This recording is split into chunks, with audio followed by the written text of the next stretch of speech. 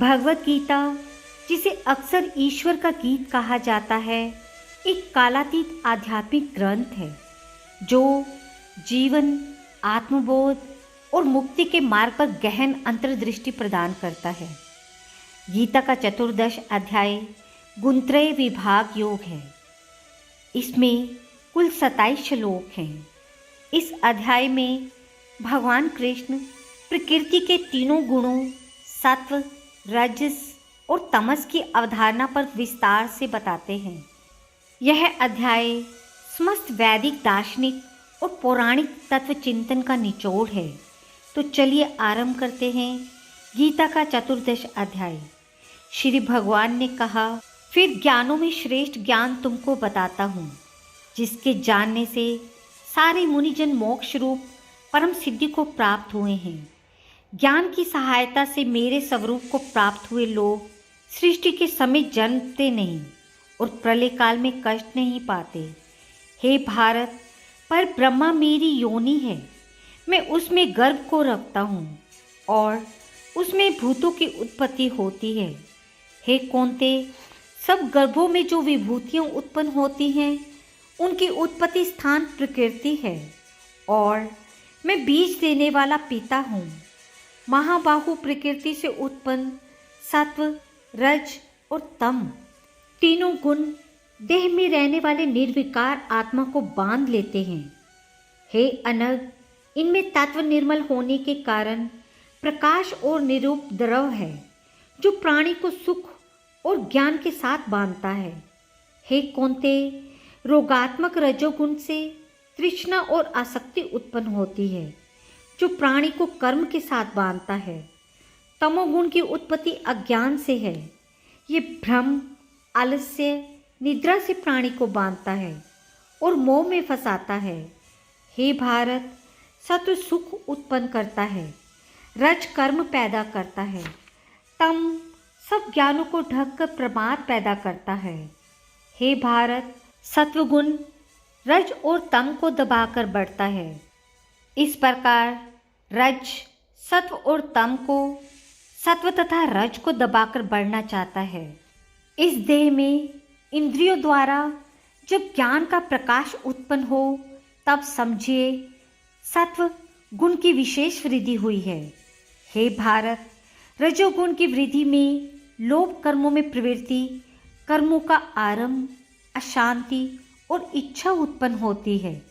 हे कुरुनंदन, तमोगुण की अबलता में अविवेक, प्रमाद और मोह ये सब होते हैं।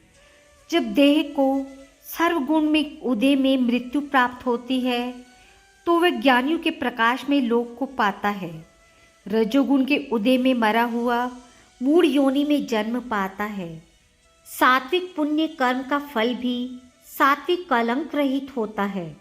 राजस कर्म का फल दुख और तामस कर्म का फल अज्ञान है। सात्विक से ज्ञान उत्पन्न होता है, रज से लोभ तथा तम से प्रमोद, मोह, अज्ञान की उत्पत्ति होती है। सात्विक पुरुष को उत्तम, राजस को मध्यम और अधम तामसी लोगों को नीच गति प्राप्त होती है। जो दृष्ट गुणों में अलग अर्थात निर्गुण साक्षी मात्र आत्मा को जान लेता है, वे मेरे रूप को प्राप्त होता है।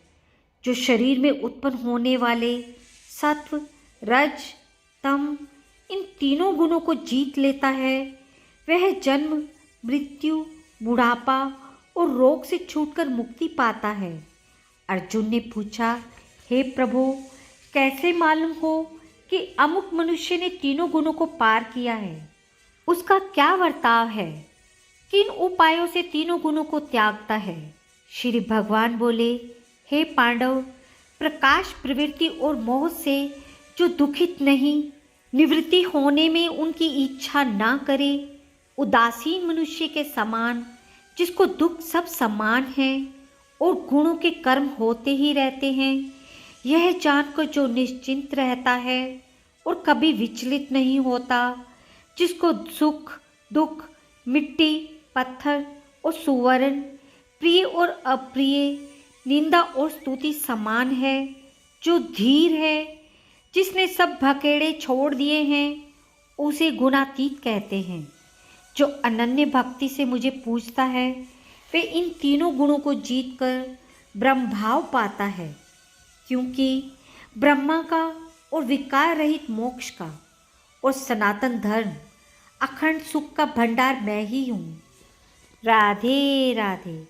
चतुर्दश अध्याय की समाप्ति। चतुर्दश अध्याय का महात्म्य। श्री नारायण जी बोले, हे लक्ष्मी, उत्तर देश कश्मीर के सरस्वती क्षेत्र में एक विद्वान रहता था। वहाँ के राजा सूर्यवर्मा की सिंगल द्वीप के राजा के साथ प्रीति थी। एक समय राजा ने सिंगल द्वीप से बड़े जवाहरात, मोती, घोड़े बहुत कीमत के भेजे थे। तब कश्मीरी राजा ने मन में विचारा कि मैं क्या भेजूं। एक दिन अपने मंत्री से पूछा, हम क्या भेजें? मंत्री ने कहा, जो वस्तु ना हो सो भेजना अच्छा है। राजा ने कहा, वहाँ शिकारी कुत्ते नहीं हैं, वह भेजो। सोने की जंजीरों के साथ बंधे हुए मखमलों के गदेले की डोलियों में बिठाकर सिंगल द्वीप में पहुंचाए गए शिकारी कुत्ते देखकर राजा बड़ा प्रसन्न हुआ। कहा, ये शिकारी कुत्ते यहाँ नहीं थे, ये मेरे मित्र ने बहुत भला किया, हम शिकार खेला करेंगे। कई दिन गुजरे। एक दिन राजा शिकार खेलने गया और भी शिकार खेलने वाले साथ चले। सिंगल द्वीप के राजा ने दूसरे राजाओं के साथ शर्त बांध दी कि जिसका कुत्ता शिकार मार रहे सो लेवे। सब राजाओं ने अपने अपने कुत्ते छोड़े। एक सुस्या निकला, उसके पीछे कुत्ते दौड़े। सुस्या दूर निकल गया और कुत्ते पीछे रहे। सिंगल द्वीप के राजा के कुत्ते ने सुस्या को पकड़ा। लोगों ने शोर किया, कुत्ता दुचिता हो गया। सुस्या फिर भागा। कुत्ते के दांत सुस्या को लगे थे। रुधिर टपकता जाए, सुस्या भागा जाए और कुत्ते पीछे रह गए। जाते जाते वन में एक कच्चा तालाब पानी से भरा था। उसके तट पर कुटिया थी, वहाँ साधु रहता था। उस तालाब में सुस्या जा गिरा, श्वान भी पीछे जा गिरा। इतने में राजा भी घोड़ा दौड़ाकर पहुँचा तो देखा दोनों मरे पड़े हैं और देवदेही पाकर बैकुंठ को चले हैं। राजा को देखकर उन्होंने कहा, हे राजन, तू धन्य है, तेरे प्रताप से हमने देवदेही पाई है। राजा ने पूछा, यह कैसे?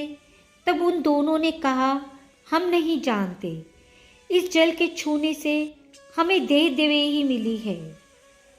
राजा ने कहा, धन्य मेरे भाग्य जो तुम्हारा उद्धार हुआ है। इतना कह वे बैकुंठ को गए। राजा ने नमस्कार करके पूछा, हे संत जी, वार्ता कहो, ये कौतुक आश्चर्य को देखा। सुस्या स्वान दोनों का इस जल के स्पर्श करने से उद्धार हो गया। ये जल कैसा है? उस संत ने कहा, हे राजन, मेरा गुरु यहाँ रहता था। नित्य स्नान करके गीता के 14वें अध्याय का पाठ किया करता था। मैं भी यहाँ स्नान करके गीता का पाठ करता हूँ। राजा ने कहा, धन्य हो जो आपके प्रताप से ऐसी योनियों का उद्धार हुआ है। मेरे धन्य भाग हैं जो आपके दर्शन हुए हैं। संत ने कहा, तुम कहाँ के राजा हो? उसने कहा, सिंगल द्वीप का राजा हूँ। हे संत जी, मुझको इनकी पिछली कथा सुनाओ। संत ने कहा, हे राजन, ये सुस्या पिछले जन्म का ब्राह्मण था। ये अपने जन्म में भ्रष्ट हुआ था। एक कुतिया इसकी स्त्री थी। उसने स्त्री को बहुत खिलाया। स्त्री ने विष देकर मारा। जब दोनों मर के यमलोक गए तब धर्मराज ने हुक्म दिया कि इसको सुस्या का जन्म देवो, इसको कुत्ते का जन्म देवो। तब उन दोनों ने पुकारा कि महाराज, हमारा उद्धार कब होवेगा? तब धर्मराज ने कहा, जब श्री गीता जी के 14वें अध्याय का पाठ करने वाले संतों के स्थान का जल स्पर्श होगा तब तुम्हारा उद्धार होगा। यह दोनों धर्मराज के वर से उदारे हैं। तब राजा नमस्कार करके अपने घर आया। अपने पंडित जी से नित्य प्रति गीता जी के 14वें अध्याय का पाठ सुनने लगा। नित्य प्रति सुनने से राजा का उद्धार हुआ। देह त्याग कर वे भी बैकुंठ को गया। श्री नारायण जी ने कहा, हे लक्ष्मी, 14वें अध्याय का महात्म्य मैंने तुमको कहा है। राधे राधे। चतुर्दश अध्याय की समाप्ति।